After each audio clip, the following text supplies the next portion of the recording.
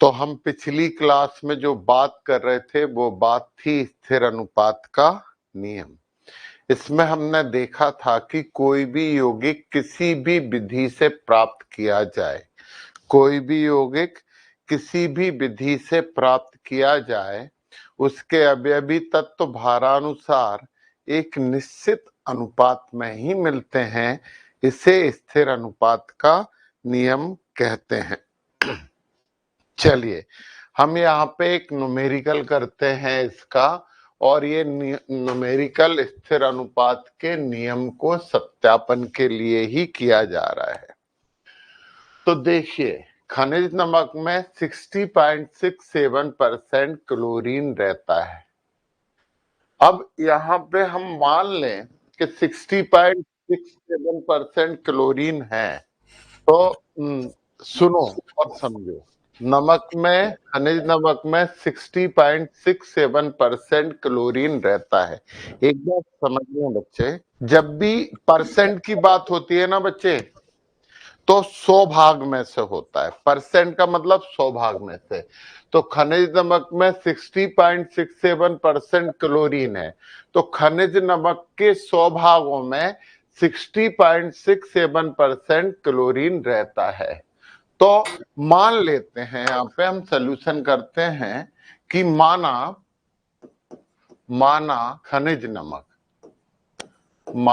खनिज नमक 100 ग्राम है। क्योंकि जब प्रतिशत देते हैं ना बच्चे, तो अपने 100 ग्राम मानना जरूरी है कि प्रतिशत का मतलब ही ये होता है 100 में से। उसमें कितनी है क्लोरीन?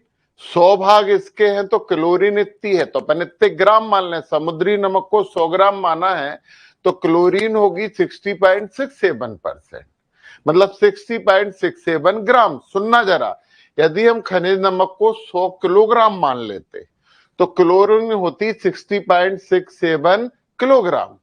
तो हमने 100 ग्राम माना, 100 भाग मानने ही पड़ेंगे। तो माना खनिज नमक 100 ग्राम है, तो क्लोरीन कितनी हो गई? तो क्लोरीन हो गई यहां पे, तो क्लोरीन 60.67 ग्राम है। अब एक बात बताओ कि क्लोरीन इतनी है, नमक होता क्या है? नमक जो होता है, हम यहाँ फार्मूला भी लिख देते हैं, नमक होता है NaCl, सोडियम क्लोराइड। उसमें सोडियम होता है, उसमें क्लोरीन होती है। यदि क्लोरीन 60.67 ग्राम है, तो बचा हुआ सोडियम होगा। तो सोडियम की मात्रा, सोडियम की मात्रा कितनी होगी? तो सोडियम की मात्रा हो गई बराबर 100 में से -60.67 कर दिए जाएं, तो हमारे पास कितना बचा? यहाँ पे बचा 3, यहाँ पे बचा 3, यहाँ पे बचा 9, और यहाँ पे 60, और यहाँ पे भी बचा 3, 39.33 ग्राम। ये हमारे पास सोडियम की मात्रा आ गई यहाँ पे। तो ये समझ में आ गई आपको, इतनी बात समझ में आ गई ना बच्चों? खनिज की बात कर रहे हैं, ये खनिज नमक है।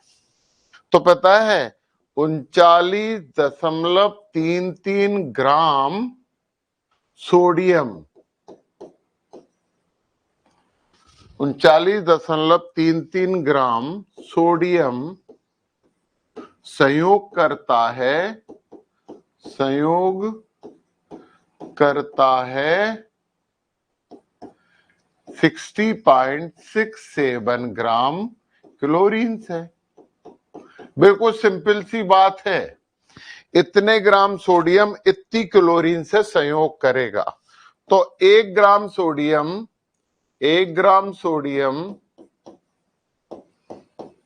संयोग करेगा, ये 60.67 से इतना करता, तो 1 ग्राम कितना करेगा? 60.67 बटे 39.33 क्लोरीन से। ऐसे लिख दे रहे हैं, क्लोरीन से। समझ में आ गया बच्चे इतना? तो 1 ग्राम सोडियम इतनी क्लोरीन से संयोग करेगा। तो हम यहाँ पे लिख देते हैं, ये आता है 1.542, यानी 1 ग्राम सोडियम संयोग करता है, इसे इससे भाग दे दो। जब हम इसे भाग देंगे तो 1.542 आएगा, 1.542 ग्राम क्लोरीन से।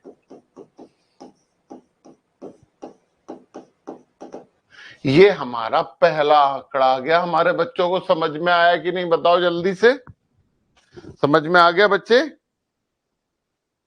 जल्दी बताओ। नहीं आया बिल्कुल भी?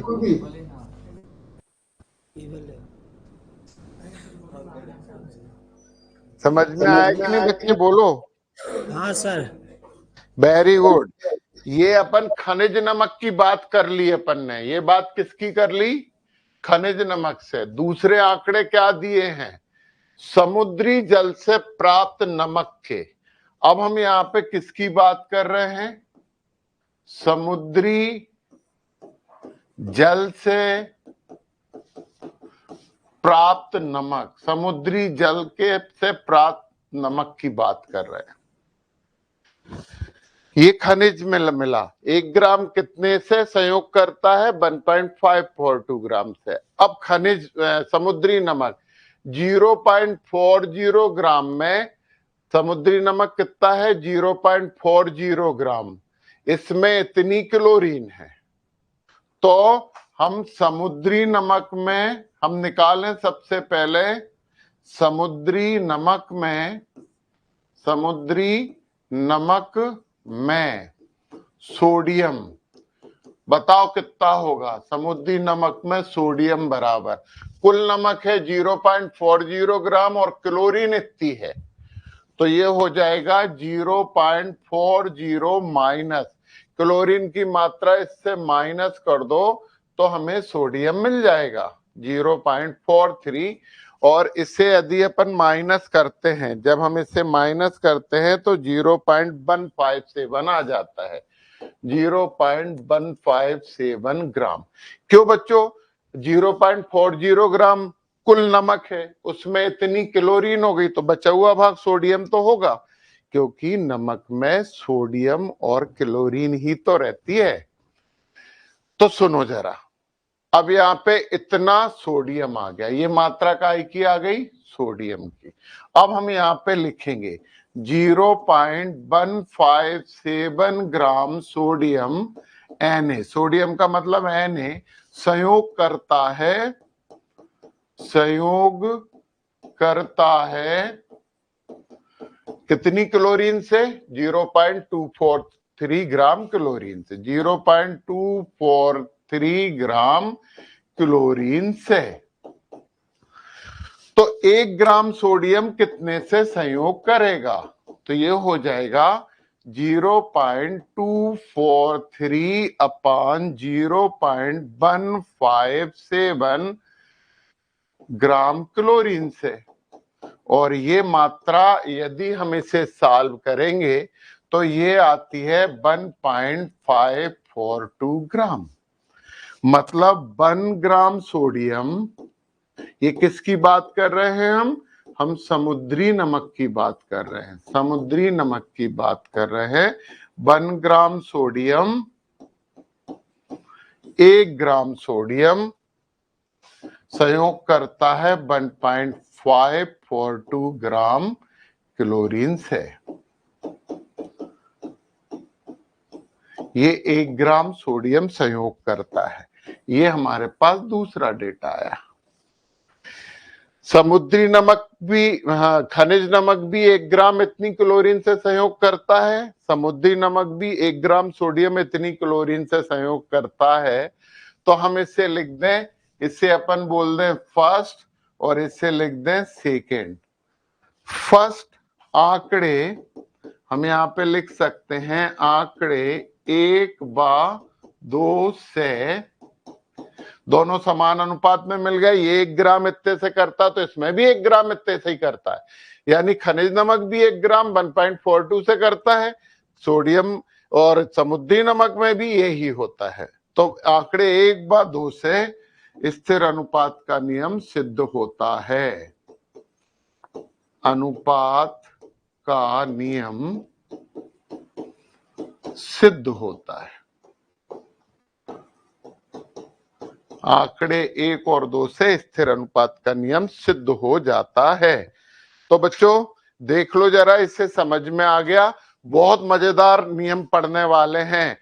हमें पता है कि न्यूमेरिकल जब होते हैं तो बच्चे थोड़े से न्यूमेरिकल से डरे हुए रहते हैं, परंतु डरना नहीं चाहिए, डरना अच्छी बात नहीं होता है बच्चों। और अब हम बात करने वाले हैं, बहुत सिंपल और बहुत मजेदार बातें हैं, बहुत सिंपल है, एक एक चीज समझ में आएगी, ये हमारी गारंटी है। अब हम यहाँ पे जो पढ़ने वाले हैं वो है गुणित अनुपात का नियम। गुणित अनुपात का नियम ये है। चलो गुणित अनुपात के नियम की बात तो हम बाद में करेंगे, पहले जरा समझो। नाइट्रोजन है ना, नाइट्रोजन गैस होती है, और आपको मालूम है ना वायुमंडल में सबसे ज्यादा मात्रा में पाई जाने वाली गैस नाइट्रोजन गैस होती है। सबसे ज्यादा हमारे वायुमंडल में नाइट्रोजन गैस पाई जाती है, अप्रोक्स 79%। ये बातें नोट करने लायक होती हैं बच्चों।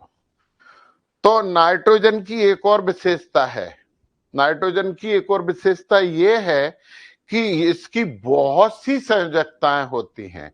संयोजकता नहीं बोलते, बोलते हैं ऑक्सीकरण संख्या।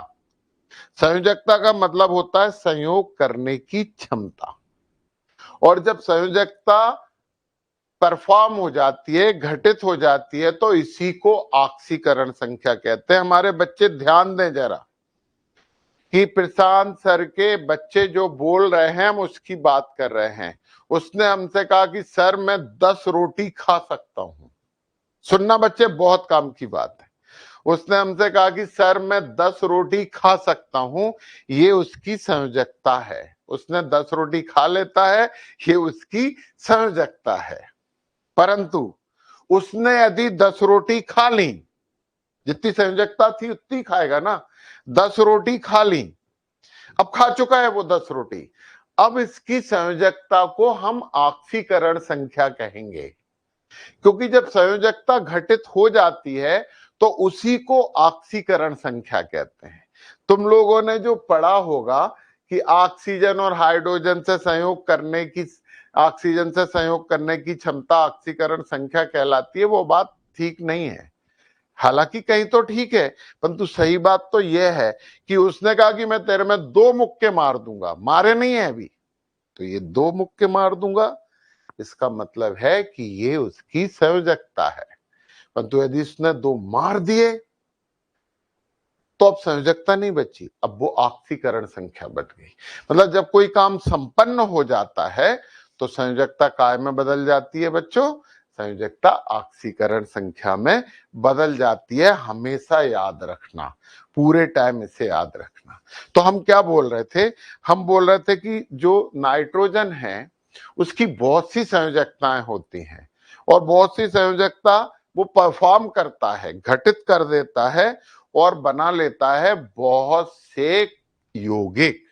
तो नाइट्रोजन के कुछ यौगिक देख रहे हैं हम। एक है हमारे पास N2O, नाइट्रोजन मोनोऑक्साइड, पहला जो हो गया। नाइट्रस ऑक्साइड NO, दूसरा यौगिक NO हो गया। नाइट्रोजन और ऑक्सीजन ही मिल रहे हैं, समान तत्व मिल रहे हैं।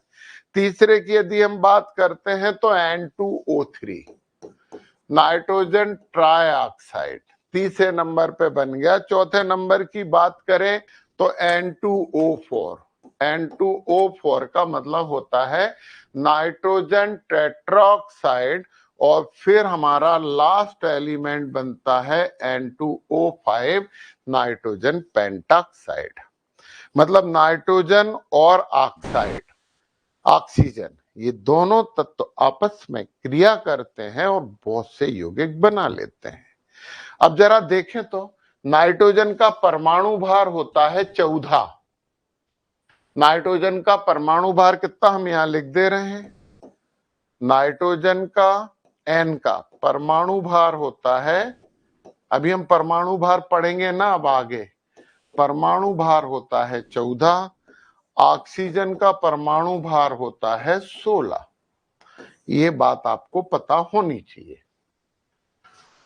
तो नाइट्रोजन, यहां पे हम नाइट्रोजन बोल रहे हैं, 14 होता है, 2 नाइट्रोजन हो गई तो कितना हो गया 28।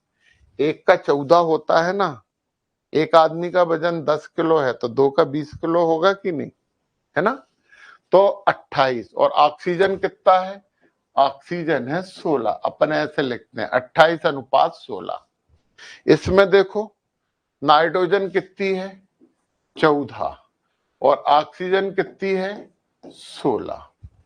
इसमें नाइट्रोजन देखो कितनी है 28 और ऑक्सीजन कितनी है 48। 16 तिया 48।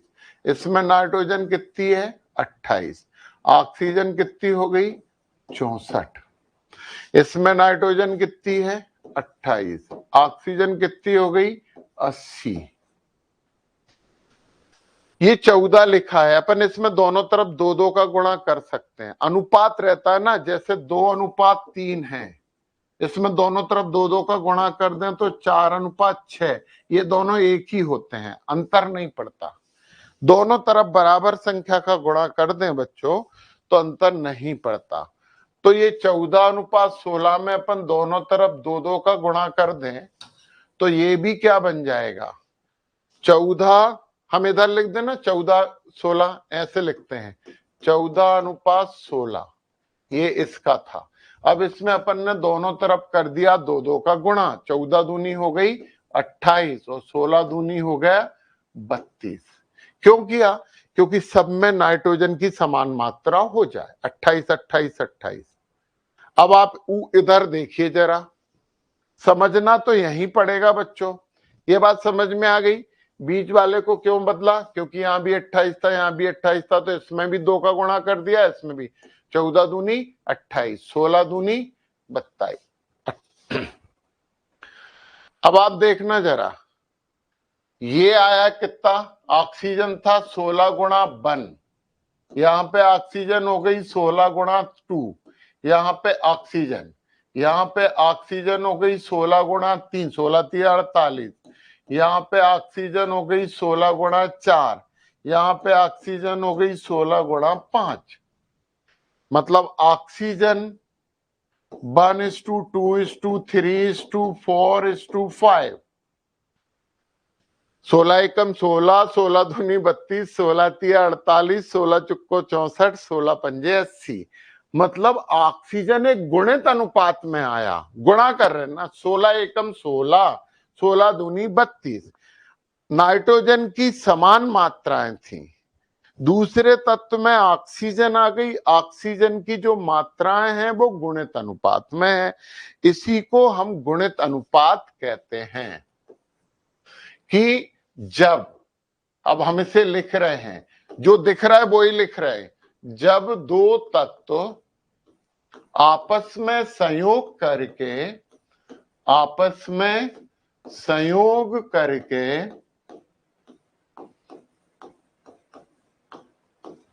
आपस में संयोग करके एक से अधिक यौगिक बनाते हैं, एक से अधिक यौगिक बनाते हैं, दो तत्व आपस में संयोग करके एक से अधिक यौगिक बनाते हैं तो एक तत्व की निश्चित मात्रा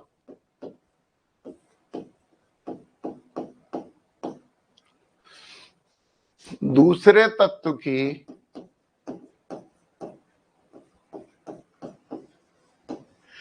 जिन मात्राओं से संयोग करती है, मात्रा मतलब अमाउंट, जिस मात्रा, जिस कर दें, जिस मात्रा, हाँ जिन मात्राओं लिख दे रहे हैं, जिन मात्राओं से संयोग करती है, संयोग करती है वह मात्राएं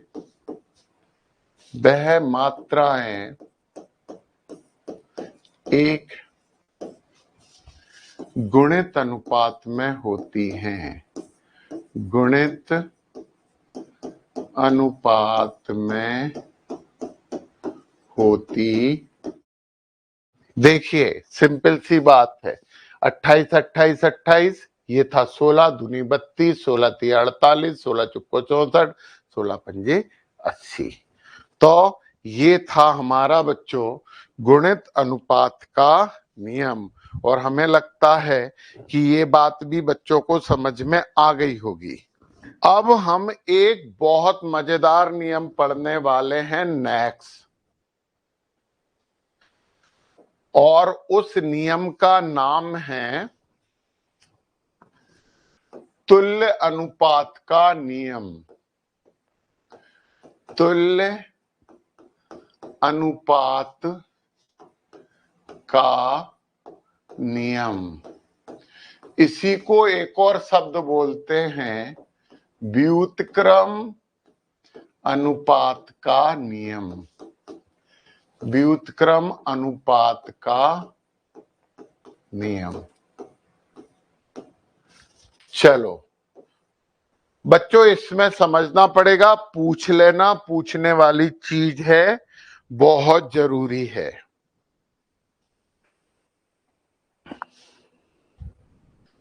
देखिए जरा, कार्बन हाइड्रोजन के साथ मिलके CH4 बनाती है, मीथेन कहते हैं बच्चों इसे। गारंटी है पूरा समझा लेंगे, परंतु दिक्कत आए तो पूछ लेना बच्चों। CH4 मीथेन बनाती है, कार्बन ने हाइड्रोजन से रिएक्शन की तो मीथेन बनी। इसमें कार्बन का परमाणु भार 12 होता है, कार्बन का परमाणु भार और परमाणु द्रव्यमान एक ही चीज होती है, 12 होता है। हाइड्रोजन का तो 1 होता है, पता है। कार्बन कितना है 12 अनुपात हाइड्रोजन कितना है 4, एक हाइड्रोजन का 1 होता है तो 4 हाइड्रोजन का 4 होगा। ये कार्बन आ गया, ये हाइड्रोजन आ गया। अब जरा ध्यान से सुनना बच्चों, एक और कार्बन ही ऑक्सीजन के साथ क्रिया करके CO2 बनाता है, कार्बन डाइऑक्साइड कहते हैं इसे।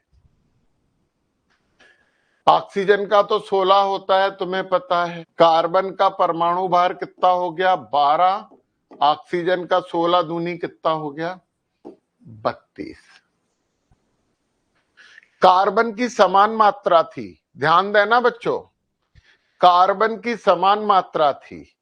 कार्बन ने ही हाइड्रोजन से क्रिया की, यहां पे कार्बन ने ही ऑक्सीजन से क्रिया की, और कार्बन की बराबर मात्राएं हैं। अब हम एक भविष्यवाणी कर रहे हैं, जब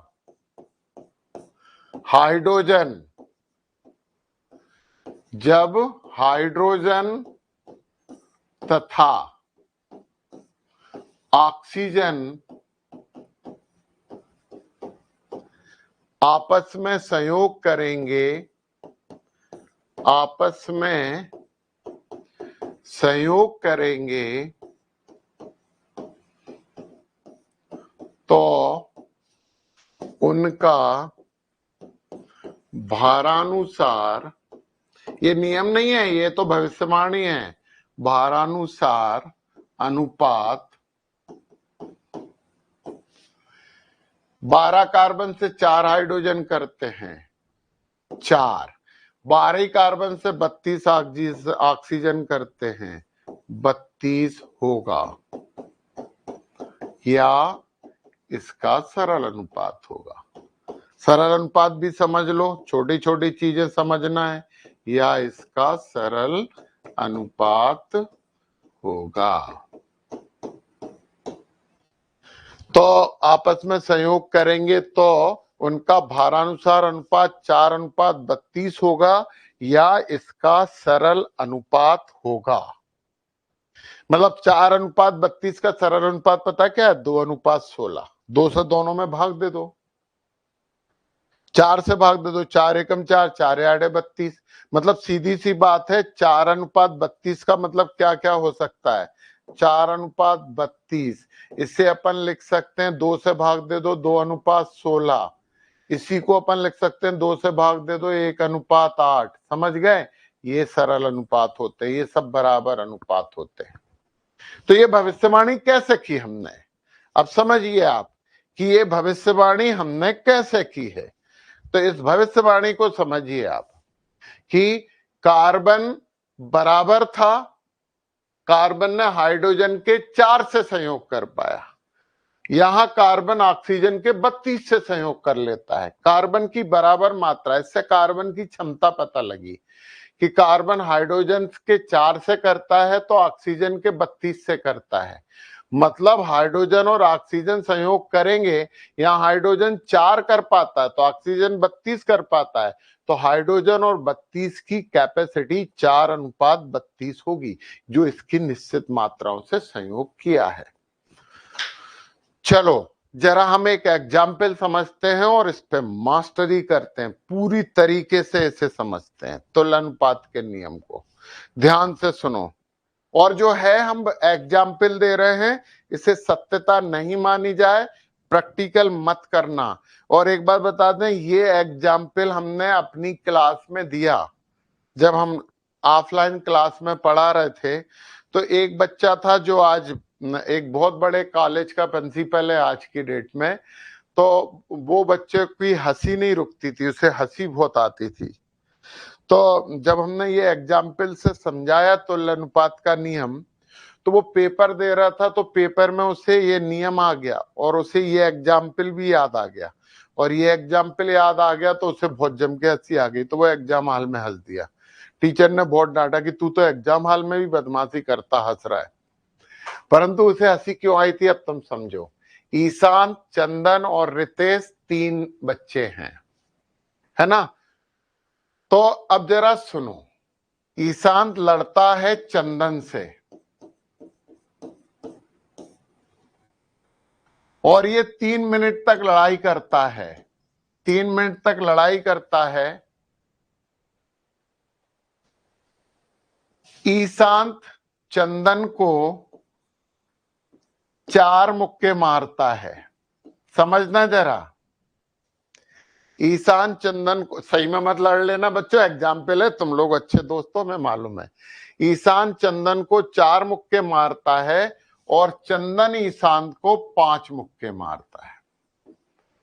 प्रैक्टिकल मत करना कि मैं ज्यादा मारूंगा, ध्यान से सुनना बच्चे, टाइम पास नहीं कर रहा है, बहुत इंपॉर्टेंट बात है। ईशांत और चंदन ने झगड़ा कर लिया, 3 मिनट तक लड़े। 3 मिनट में ईशांत ने चंदन को 4 मुक्के मारे और चंदन ने ईशांत को 5 मुक्के मारे।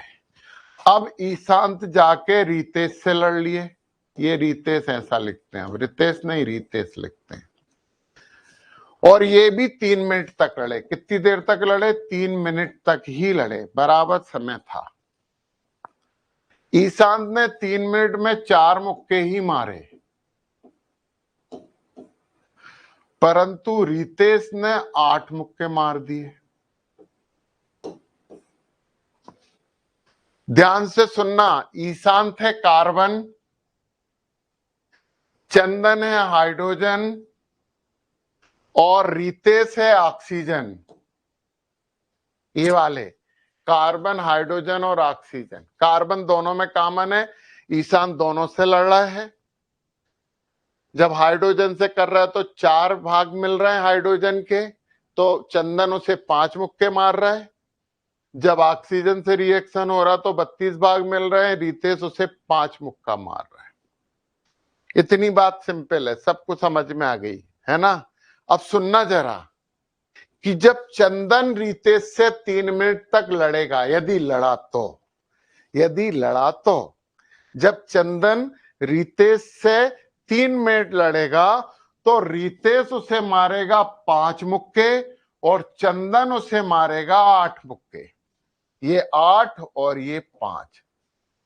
ध्यान से सुनना बच्चों, क्या मतलब हुआ?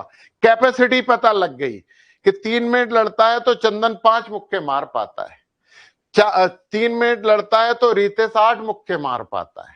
जबकि ईशांत एक ही था, एक ही आदमी को ये 5 मार रहा था, ये 8 मार रहा था, मतलब इसकी कैपेसिटी ज्यादा थी। जब ये दोनों आपस में झगड़ेंगे तो जितनी देर में ये 5 मुक्के मारेगा उतनी देर में ये उसे 8 मुक्के मार देगा। यही था कि ये इसके 4 भाग से सहयोग करता है, ये ही इसके 32 भाग से सहयोग करता है। जब ये दोनों आपस में मिलेंगे तो 4:32 में मिलेंगे। बच्चों समझ में आया कि नहीं? जल्दी बताओ कि लड़ाई करके देख रहे हो। ईशान समझ में आया बेटा? हाँ। अच्छे से आ गया समझ में? हाँ। Very good. तो प्रैक्टिकल मत करना ये है। तो अपन देखते हैं वो इसको इससे तो मिटा देते हैं, ये तो हमने समझा दिया। देखो जरा H2O देखो, H2O में यही अनुपात है कि नहीं? तो हाइड्रोजन और ऑक्सीजन, तो क्या बनेगा? हाइड्रोजन ऑक्सीजन संयोग करेंगे तो क्या बनेगा? H2O। इसका अनुपात देखो, हाइड्रोजन कितना है? 2 और ऑक्सीजन कितना है? 16। इसी का मतलब होता है या 4:32। देखो हमने लिखा था 4:32 होगा, इसका सरल अनुपात होगा 4:32, 2:16 ही होता है। ये हमारे पास आ गया। तो ये था अपना तुल्य अनुपात का नियम। सही बात यह है कि रासायनिक संयोग के नियम में ये लास्ट नियम था। हालांकि हम सही बात बताएं बच्चों, चूंकि आपके यहाँ भारती भवन चलती है, हम जब केमिस्ट्री स्टार्ट करते हैं तो ये कभी नहीं पढ़ते। पहले हम पढ़ते हैं परमाणु भार, परमाणु द्रव्यमान और मोल संकल्पना, फिर आते हैं इन पे। परंतु अब तुम्हारे चैप्टर वाइज ही हमने शुरू कर दिया, इसलिए, और बच्चों ने समझा भी, हमें पता है। तो अब लिख देते हैं इसे। क्या किया इसमें? जब एक तत्व की निश्चित मात्राएं हैं दूसरे अलग अलग तत्वों की भिन्न भिन्न मात्राओं से संयोग करती हैं। देखो क्या है, इसी की कमेंट्री कर रहे हैं, रटने की जरूरत ही नहीं है बच्चे। जब एक तत्व की निश्चित मात्राएं दूसरे अलग अलग तत्वों की भिन्न भिन्न मात्राओं से संयोग करती हैं, लिख देते हैं अपन। जब एक तत्व की निश्चित मात्राएं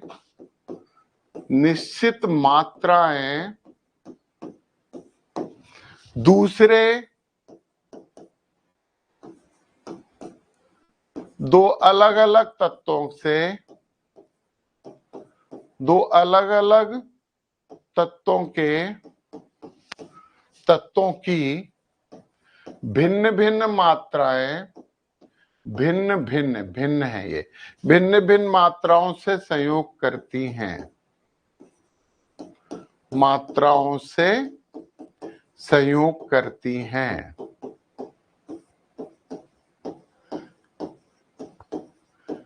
जब ये लिख दिया, जब एक तत्व की निश्चित मात्राएं दूसरे अलग अलग तत्वों की भिन्न भिन्न मात्राओं से संयोग करती हैं, जब वो दो तत्व आपस में संयोग करेंगे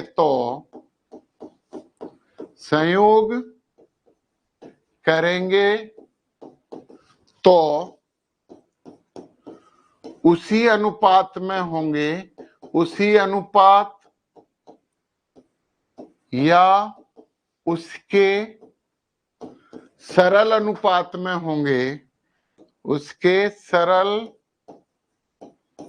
अनुपात में होंगे जिस अनुपात में वो पहले तत्व की निश्चित मात्रा से संयोग करते हैं।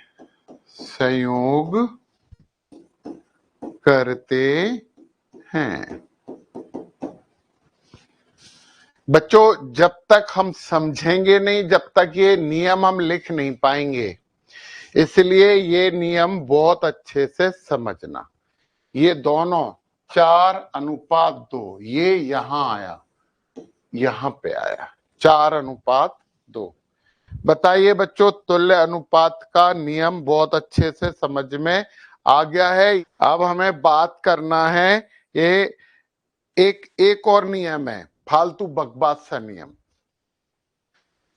वो नियम पढ़ लें जल्दी से, गैलुसाक का नियम। कोई ज्यादा स्पेशल नियम नहीं है, कोई भी दे सकता था वो नियम, और वो नियम है हमारे पास गै-लुसाक। साइंटिस्ट का नाम है लुसाक का नियम। गै-लुसाक ने क्या बोला कि कोई गैसों के लिए, सबसे पहली बात है कि गै-लुसाक ने बोला है गैसों के लिए, जब दो गैसें एक सरल अनुपात में क्रिया करके, फालतू नियम है, क्रिया करके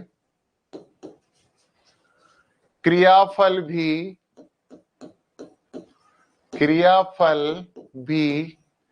गैस बनाती हैं, तो सभी क्रियाकारक और क्रियाकारक तथा क्रियाफल गैसें एक सरल अनुपात में होती हैं,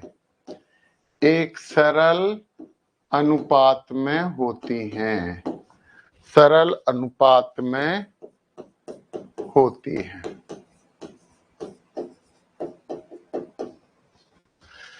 जैसे N2 + 3H2 बना 2NH3,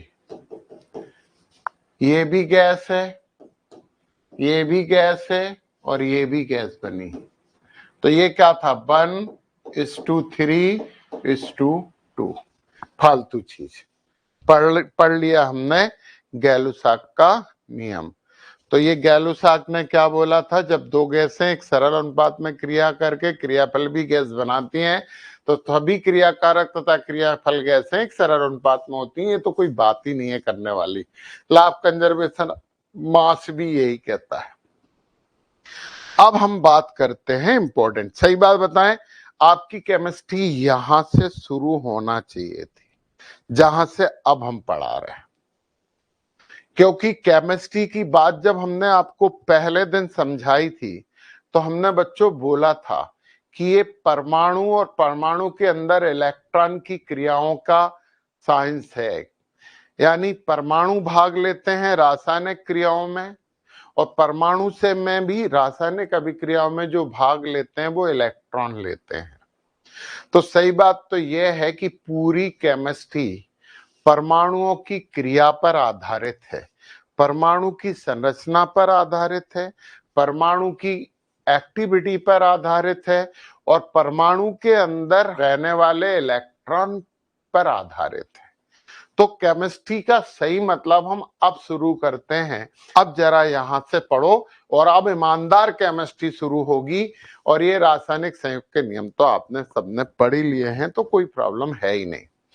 अब हम यहाँ पे बात कर रहे हैं डाल्टन का डाल्टन का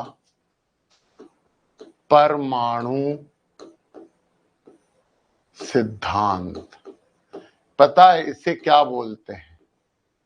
इसे बोला जाता है, इसे कहते हैं डाल्टन का परमाणुवाद। डाल्टन का परमाणु सिद्धांत, क्योंकि हम अब वो चीज पढ़ रहे हैं जो हमारी केमिस्ट्री की जान है, बैकबोन है, जिसके दम पे केमिस्ट्री होती है। तो डाल्टन ने जो जानकारियां दी, सबसे पहली इंपॉर्टेंट जानकारी, मतलब परमाणु के बारे में सबसे पहले जानकारी देने वाला जो वैज्ञानिक था, जो साइंटिस्ट था, वो डाल्टन ही था। तो सबसे पहली चीज उसने बोली, पहला जो बात बोली कि परमाणु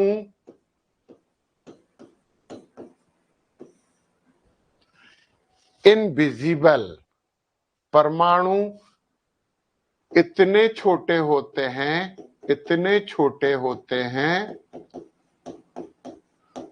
हैं कि यह दिखाई नहीं देते, अदृश्य होते हैं, दिखाई नहीं देते। पहला पॉइंट था बच्चों, अदृश्य होता है। अदृश्य इसलिए होता है कि बहुत छोटा होता है, दिखाई नहीं देता। दूसरा भाग, दूसरा पार्ट, परमाणु सदैव गोलाकार होते हैं, गोलाकार होते हैं मतलब गोल होते हैं। परमाणु हमेशा गोल होते हैं, दिखाई नहीं देते हैं। ये पहला पॉइंट था। परमाणु गोलाकार होते हैं, छोटे होते हैं। एक बात बताते हैं बच्चों, कोशिश करना कि अगली क्लास में तुम हमें आंसर दे पाओ। हम आंसर नहीं बताएंगे, प्रश्न बता रहे हैं। कोई बहुत छोटी चीज होती है, वो भी गोलाकार होती है, स्फेरिकल। और कोई बहुत बड़ी चीज होती है, वो भी गोलाकार होती है, स्फेरिकल। बड़े बड़े ग्रह नक्षत्र भी गोलाकार होते हैं। छोटे से छोटा परमाणु भी गोलाकार होता है। तो क्यों होता है ऐसा? छोटी से छोटी चीज गोलीय होती है, बड़ी से बड़ी चीज गोलीय होती है। ये गोल ही क्यों होते हैं, ये हमारा प्रश्न है। परमाणु गोल होता है, अणु गोल होता है, पृथ्वी गोल है, सूर्य गोल है। तो बड़े से बड़ी चीजें गोल होती हैं, छोटी से छोटी चीजें गोल होती हैं। ये गोल क्यों होते हैं?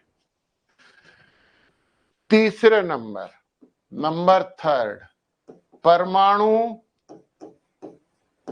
विद्युत का उदासीन होता है। परमाणु विद्युत का उदासीन होता है, मतलब उस पर कोई आवेश नहीं होता। परमाणु विद्युत का उदासीन होता है, मतलब उस पर कोई आवेश नहीं होता है। नंबर 4, हर रासायनिक क्रिया में केवल परमाणु ही भाग लेता है। तो ये है, प्रत्येक रासायनिक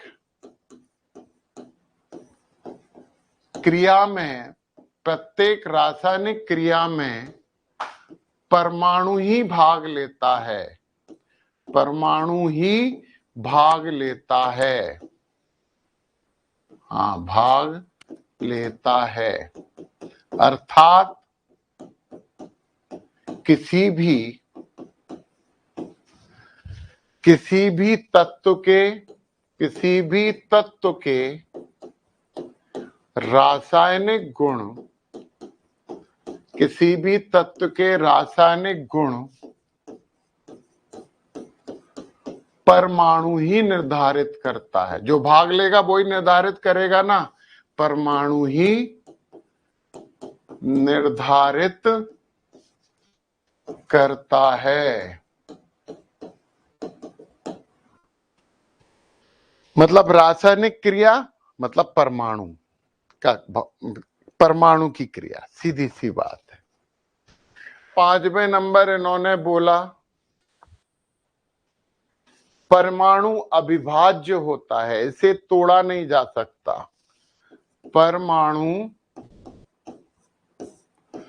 अविभाज्य होता,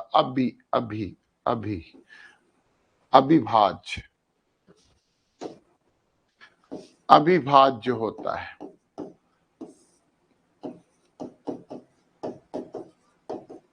अर्थात इसे तोड़ा नहीं जा सकता है, अर्थात इसे तोड़ा नहीं जा सकता है।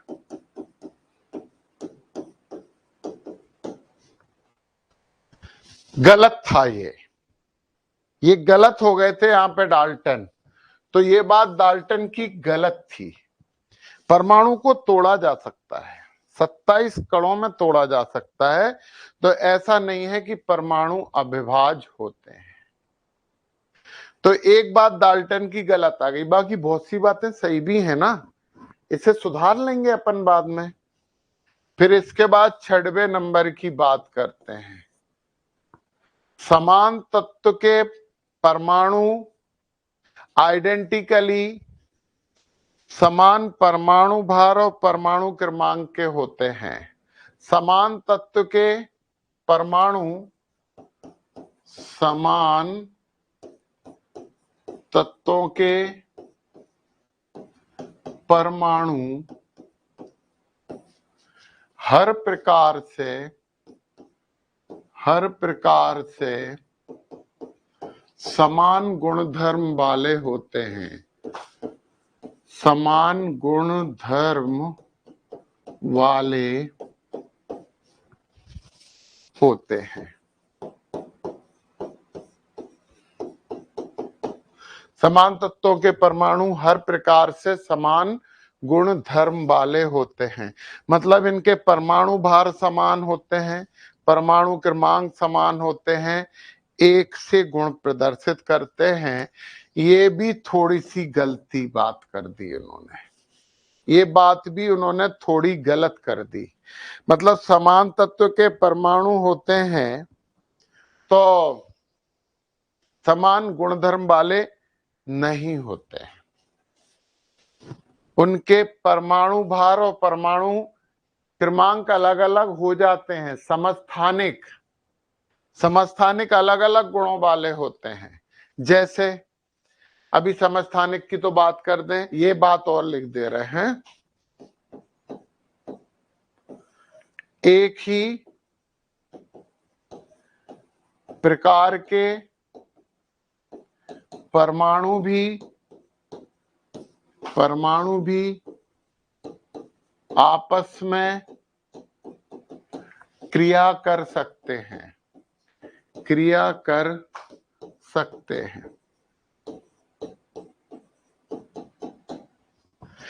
हाइड्रोजन के साथ क्रिया करके H2 बनाता है, ऑक्सीजन के साथ क्रिया करके O2O3 बनाता है,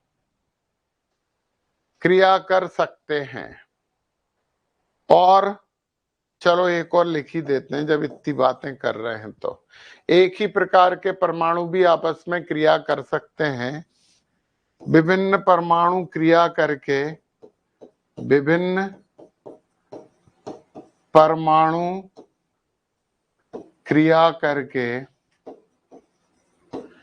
यौगिकों का निर्माण करते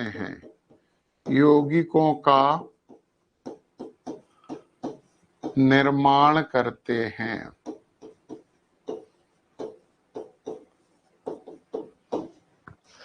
चलिए ये था डाल्टन का परमाणुवाद सिद्धांत। इसमें दो चीजें गलत बोली थी जिन्हें बाद में करेक्ट करके आधुनिक सिद्धांत बना दिया गया। आधुनिक सिद्धांत भी डाल्टन का ही परमाणुवाद सिद्धांत था बच्चों, बस ये 2 पॉइंट सुधार दिए गए। ये वाला पॉइंट कि परमाणु को विभाजित किया जा सकता है और समान तत्वों के परमाणु हर प्रकार से समान गुणधर्म वाले नहीं होते हैं। समस्थानिक इनके एग्जाम्पल हैं, 2 उदाहरण हैं, बस 2 पॉइंट बदल के उन्होंने बोल दिया कि आधुनिक परमाणुवाद है। और अब हम बात करने वाले हैं, मतलब अब जो हम केमिस्ट्री की बात करेंगे वो ईमानदारी से होगी। डाल्टन का परमाणुवाद सबको समझ में आ गया होगा, बहुत सिंपल है। और हमारा एक प्रश्न भी आप लोगों के लिए है, तो उस प्रश्न का उत्तर हमें अगली क्लास में चाहिए। ईशान, चंदन, रितेश एक्सेट्रा जो भी बच्चों के नाम हैं, हमें उसका आंसर चाहिए कि छोटी से छोटी चीजें और बड़ी से बड़ी चीजें गोलीय क्यों होती हैं, गोलाकार क्यों होती हैं, स्पेरिकल क्यों होती हैं, क्या रीजन है, और तो नेक्स्ट क्लास में करेंगे अब।